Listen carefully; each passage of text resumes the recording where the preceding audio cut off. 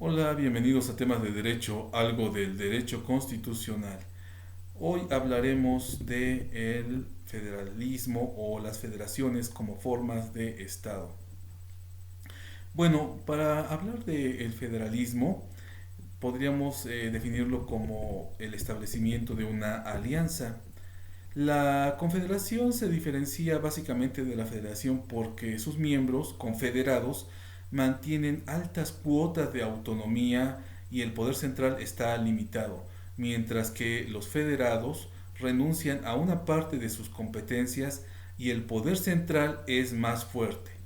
Sus elementos característicos de este sistema federal consisten en una constitución escrita para regular los principios por los que se regirá el gobierno, una división territorial que, bueno, aquí podríamos hablar de esa división de poderes sobre la base geográfica de cada territorio.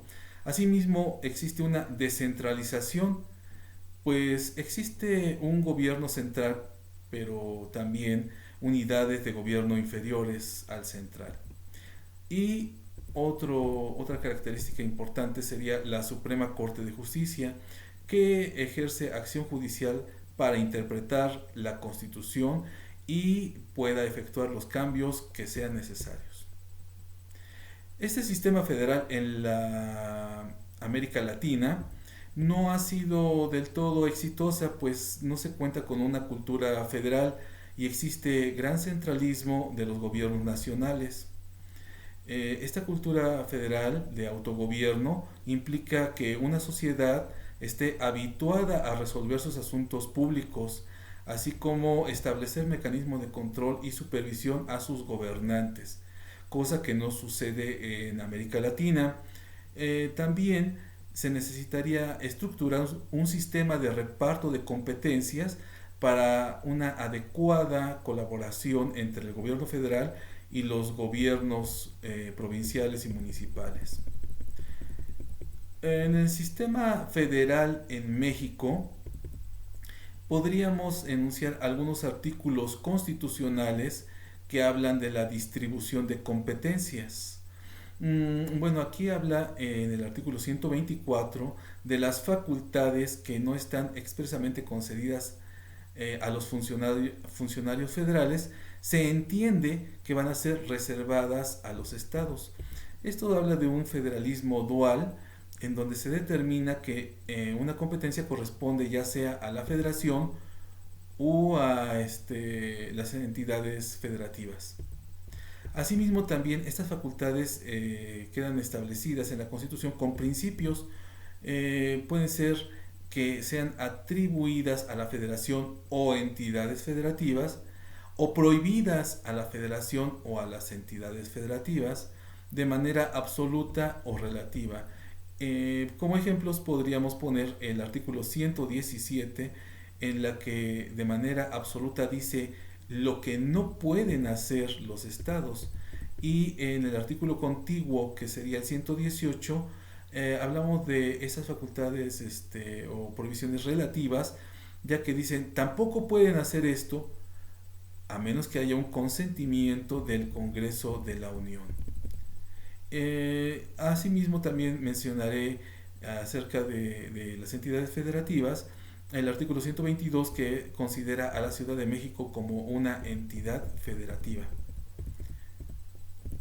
También dentro de la Constitución y dentro de este tema de federalismo, hablaríamos de que existen esas facultades explícitas e implícitas.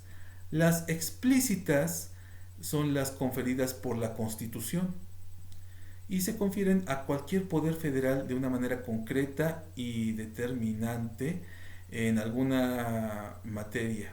Las implícitas son las que el poder legislativo puede concederse a sí mismo o a cualquiera de los otros dos poderes federales como medio necesario. Esto es importante, es un medio necesario para ejercer alguna de las facultades explícitas. Bueno, ¿a qué podemos llegar como una conclusión de esto? De que, bueno, para la existencia de una facultad explícita se necesita la existencia de una explícita, porque la implícita por sí sola no podría ejercerse. También existe esa relación entre el medio necesario, algo implícito, respecto al fin, que es algo explícito, ya que sin la primera no podría alcanzarse el uso de la segunda. Y hay otro punto también importante que sería el reconocimiento del Congreso de la Unión, y a la vez deben de otorgar ese poder a quien necesite este tipo de facultad implícita. También existen facultades concurrentes y coincidentes. Las concurrentes es cuando los estados ejercen ciertas facultades que no ejerce la federación, y hasta que la legislación del Congreso se sobrepone a la del Estado pueden ejercer esas facultades. Mientras que las facultades coincidentes implican precisamente esa palabra, que coinciden con la voluntad de la federación, ya que la Constitución determina lo que le corresponde ejercer a cada nivel de gobierno.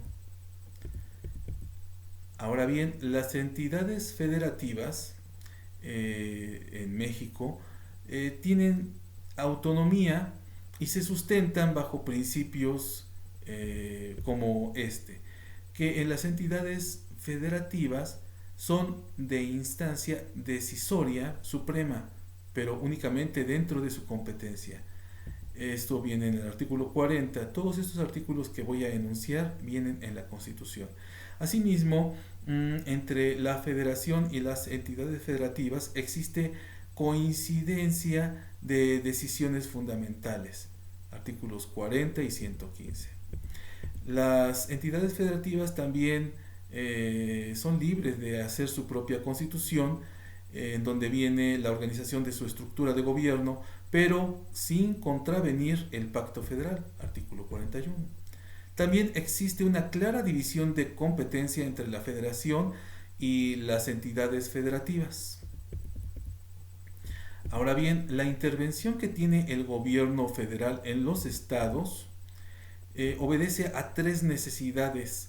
La primera es de organizar política y racionalmente grandes espacios geográficos, también de integrar unidades relativamente autónomas en una entidad superior. Y también la tercera sería la de dividir el poder para salvaguardar la libertad. La división del ejercicio de los poderes en legislativo, ejecutivo y judicial, pero también la división territorial del poder, que esto es para una partición funcional y competencial a niveles de gobierno. Concluyendo este tema, podríamos decir que existe esta garantía federal al otorgar la seguridad de protección de un órgano del gobierno federal a las entidades federativas para asegurar la forma republicana de gobierno, la defensa ante algún tipo de invasión exterior o, en su caso, restablecer a sus autoridades en caso de hostilidades u otras situaciones. Bueno, pues hasta aquí este tema, espero que haya sido de utilidad y nos vemos en la próxima. Gracias.